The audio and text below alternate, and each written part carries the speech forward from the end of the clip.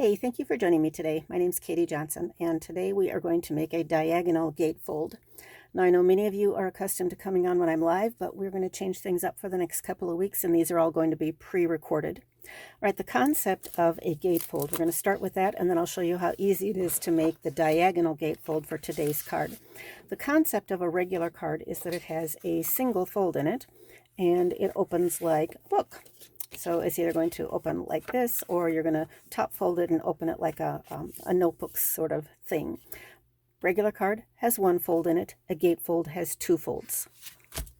So for a gatefold, you're going to have two creases in there, and it's just going to fold together like the gates, I don't know, of a farm fence yard, or I don't know, those double kitchen doors that you see, a swinging set of gates. But a gatefold has two creases in it. We are going to make a diagonal gatefold, and a diagonal gatefold again has the two folds in it with a single crease where the two parts come together, but this is a diagonal gatefold. So this is going to be the basic template for the card that we're going to make today. For today's card, I'm going to feature some designer paper that has some large flowers in it. So if you're going to try and make something similar when you're done watching this, just, go and check your stash and find something that's got some big flowers in it. I'm going to use the flowers themselves as part of the background, but I'm also going to fussy cut some of the images. So let's start with what's going to be the card base. So I have an 8.5 by 11 sheet of paper, and I'm going to get out my trimmer and I'm going to score it twice, halfway across and halfway this direction. So that means I put my paper in, this is the long side, it's not showing up on the camera very well, but on the long side, I'm going to put it at the 4 1/4 mark, and this is US measurements. So score long ways. And then I'm going to rotate it, and now I've got my 8.5 short side here, and I'm going to score it at the halfway mark, which is 5.5. My 8.5 by 11 piece of paper with two score lines in it, halfway here, halfway there, and now I'm going to take it back to my trimmer, and I'm going to cut one time, and that cut is going to go from corner to corner. I'm going to line up my paper in my trimmer, and by the way, this is the nice thing about the Stampin' Up! Trimmer. Look at this. It's got this nice little ridge, so I can put my paper right up against it to hold it firm, but it also has this break, which serves two purposes.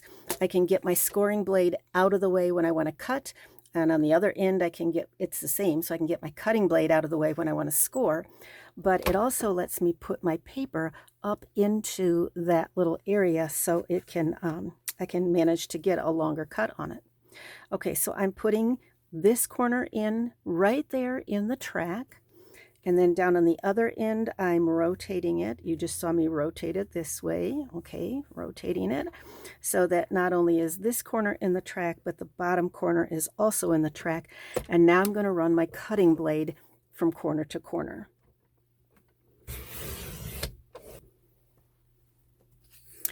So it caught it at the bottom end, didn't quite catch it at the top end, but I can just finish that off real quickly. I now have two pieces of paper. I can make two of these diagonal gatefold cards. So the score lines are already there. This is going to come down, this is going to come over, and there's the basics of my card. And I have another one. I can make two cards at a time. And so now I just have to decorate this thing. All right, let's talk about the measurements then for decorating. Let me flip this over so that as we talk concept, we're just talking about a basic card size. Basic card size is 4 1/4 by 5.5. And so when we cut a piece to be a layer for it, we normally go in about 1/4 inch smaller. So instead of 4 1/4 across, the white one is only 4 inches across. Instead of 5.5 tall, it's only 5 1/4 tall. So that's what I would do for a regular size piece. I'm going to do exactly the same thing for this one, but again, I'm going to do like I did for the card itself. I'm just going to cut from corner to corner. Now, if I'm going to make two of these cards at the same time, I'm going to have part of it embossed. So I'm going to actually have this piece be embossed, and because I'm making two at a time, I'm going to an embossing folder where it doesn't really matter. Because remember, I'm going to cut it in half. I'm going to emboss one piece of paper, but then I'm going to cut it in half. So I wanted an embossing folder where the pattern was going to give me the flexibility to not look weird if I only saw the top half of it. Okay, so here is the embossed piece, and again I'm making 2 cards, so let me cut this.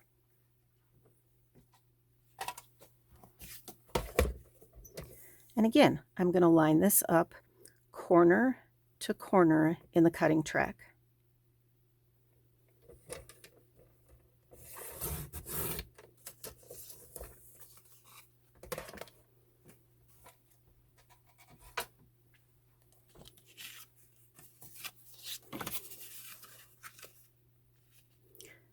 So you can see that it's going to frame real nicely on that piece.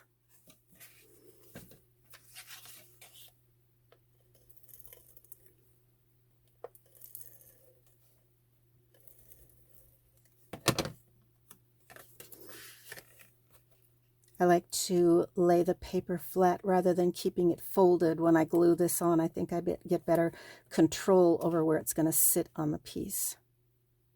Okay, those 2 are ready to go. Now I'm going to bring my designer paper in, and I'm going to do exactly the same thing that you saw me do with the embossed piece for the bottom half of the card.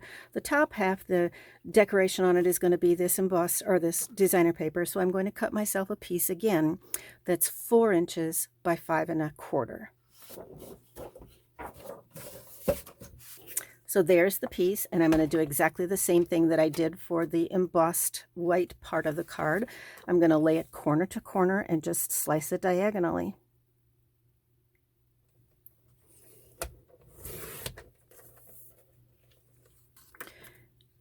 And now I have 2 pieces to make my 2 cards.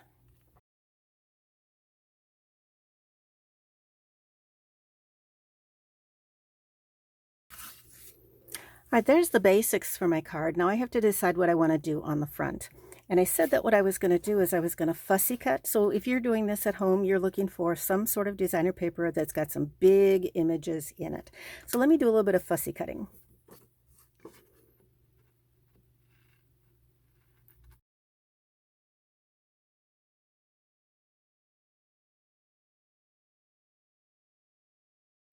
And you'll see that I cut off the slice when I cut it off the designer paper, that I kind of cut right through that leaf, but that's okay. My scissors are just going to kind of round it out here, and the eye looking at it isn't going to realize that that wasn't a complete leaf. All right, there is one. And then as I look at the rest of the designer paper, all the rest of these flowers have been cut off along the edge, but not a problem. I'm not going to waste them. I'm just going to layer them. All right, so I finished doing the fussy cutting, and what I have is one complete image from the designer paper. And then I've got this one that was along the edge, but it's not going to be a problem because I'm just going to layer them on my card like this. And these 2 were flat edges, and then this one I wasn't able to get the leaves, but the flower was close to the edge, but I was able to get the whole flower. And look what happens when you just layer these on top of each other. That is going to make a real nice image as the focal point on my card. Now, where am I going to display that focal point? I need something as a layer, as a surface to hold these flowers and a sentiment. So let's see what else I have. Stampin' Up! Has all sorts of dies that will cut layers. I could just cut a square, punch a circle. I'm looking at some of these dies over here that would cut a real pretty frame, and I think these are not big enough. And I think these are too fancy. I think they would compete with the images in the design or the embossing folder. I think that would just get lost. Same thing with some of these. I think I'm going to use the decal frames because I think that the whimsical back and forth of the decal kind of matches what's happening over here with the embossing folder. So now it's just a matter of picking the right size. And I don't know if you do this or how you store your dies, but when they come on a little strip of double sticky adhesive, and I find that difficult to make them stick to it after it's been pulled off a couple times, and it's difficult to pull it off that first time. So what I like to do is I like to just put them all on a piece of double sticky magnet sheet that I don't know, I got it online someplace. I can put the link in the description down below. But this is just a real quick and easy way for me to grab them when I need them, keep them contained in the packaging. So again, Stampin' Up's envelope, it comes with a sheet that tells you what the product is, and then it comes with this envelope with the little latch thing, and it comes this way because I want you to see what the product is. I flip it when I store it so that because this little latch thing was always catching on my dies, and then I put my sheet, when I put it away, I put it back in on this side so that I have a clear unobstructed view. This latch is on the other side and I can see what the dies are real easily. All right, let me go cut a couple pieces. I'm going to give you another helpful hint here. When I run my dies like this through the machine, what I do not do is I do not put them down, cutting edge down, and roll them through the machine, because I find that that tends to put more of a curve and bends my die a little bit more. So I put them through this way. I put the flat surface of the die down, cutting side up, then the paper, and then my sheet, and I run it through the machine. For me, I just find that that makes my dies last a little bit longer. And here's the other thing that you're going to see. I don't know if you do this or not, but look at this. The white paper is thin enough that you can actually cut 2 at a time. So now it's time to play around with these things, figure out what the sentiment's going to be and where the flowers are going to go.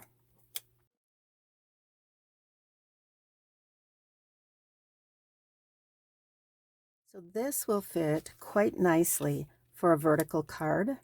And I have another option here, thinking in terms of balance. It's too balanced, too much weight on top.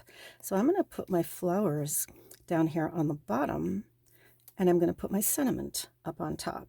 So that takes care of the arrangement on one. We'll glue them on in just a moment. For the other one, I could flip this and turn this into a horizontal card as well as a vertical card. And I think that's actually what I'm going to do on this one, because that will allow me to put my flowers up in that upper corner up there.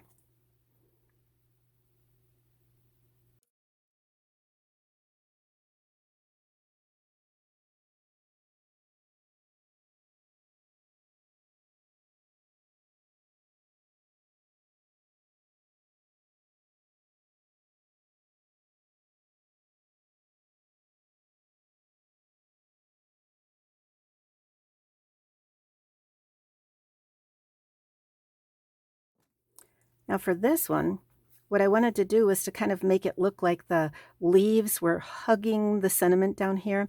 And this one, I'm actually going to raise this one up a little bit.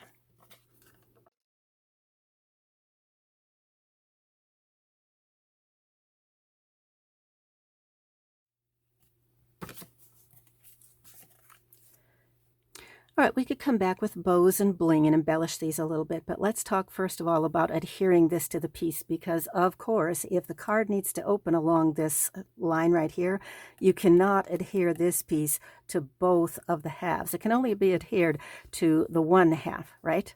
So what I'm going to do here is I'm going to kind of mark with a pencil. I'm going to pull this out a little bit from where it was supposed to be attached to the card. And then I'm going to take a pencil and just really lightly make a mark on there, because I know my adhesive cannot go on that side of that pencil line. But now I can come back and put as much adhesive as I want on here. And then for added protection, whatever, I am going to come back and I'm going to put a little bit of adhesive right along this border right there to catch that diagonal line. Now I can go ahead and set this centered nicely over the card and feel confident that it will open and I won't see any adhesive on that white part right there. All right, so that one, and let's do the other one similar way. So here it is centered. It's going to be attached to the top half, so I'm going to pull the bottom one out of the way, flip this, and pull this out just a hair. And yes, I did decide I wasn't happy with that stamping, so I flipped it and stamped it over. But now the adhesive has to go on that side of the pencil line.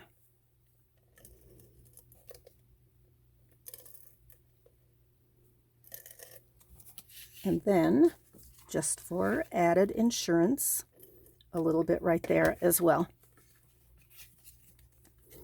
I fold both of them closed because that gives me a better visual on making sure that my margins are equal all the way around.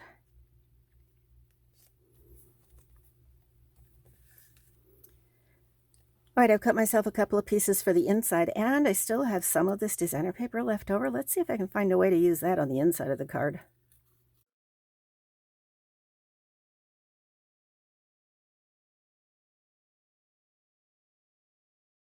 All right, so these are the pieces I've ended up with. Let's see how they play out on here. So that could go nicely in the corner. I could pull that. Actually, I think what I'm going to do is just to kind of pull it down. I got a plan for this one.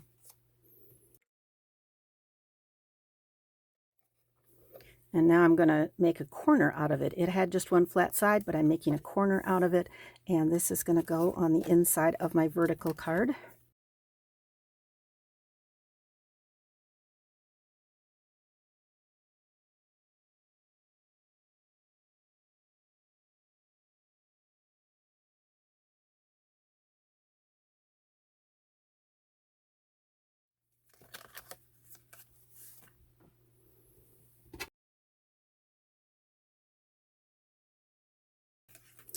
For both of these cards, I'd like to add a little bit more bling to them. So I think what I'm going to do is to cut a little bit of a black bow, because that will pull out some of the black. That will help to balance the black of the background and the black of the sentiment. I'm just going to put a little bow by each of them.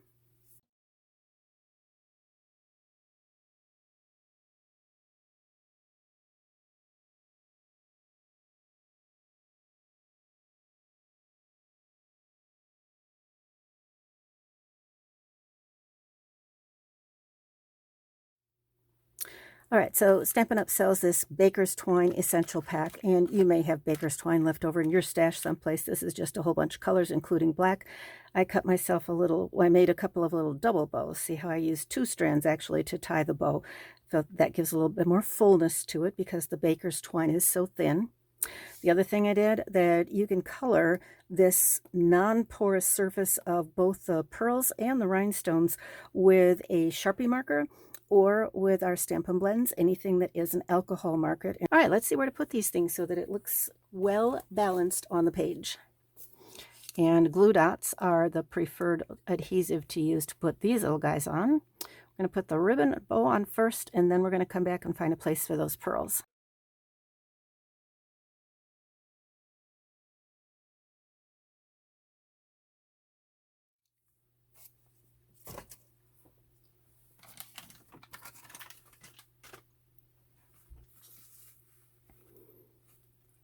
Pull you down. The nice thing about the glue dots is you can use them to kind of squish and mold like clay and get the ends in so that they're held in position and moved out of the way where you don't want them to be. Trim that off just a little bit. We're going to trim this and trim this, and then come back and put in a few pearls.